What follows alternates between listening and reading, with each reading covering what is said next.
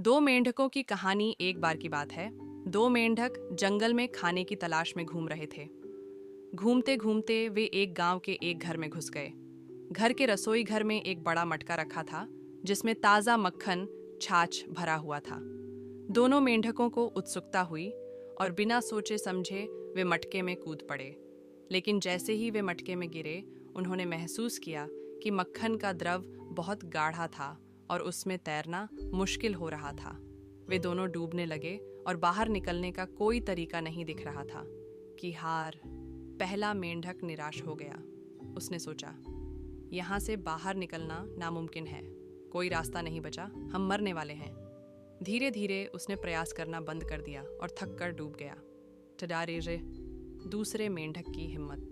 लेकिन दूसरा मेंढक हार मानने को तैयार नहीं था। उसने सोचा, मैं कोशिश करना बंद नहीं कर सकता। जब तक जीवन शान है तब तक प्रयास करना चाहिए। वह लगातार अपने पैरों को चलाने लगा। घंटों तक वह संघर्ष करता रहा। उसकी लगातार हलचल के कारण मक्खन मथने लगा और धीरे धीरे जमकर ठोस मक्खन बन गया। अब उस मेंढक के पास एक ठोस आधार था। उसने उस पर चढ़कर जोर से छलांग लगाई और मटके से बाहर निकल गया। कला संयम का कहानी की शिक्षा। Moral of the story. Mao one. संघर्ष करने वालों की जीत होती है। हार मानने वाले कभी सफल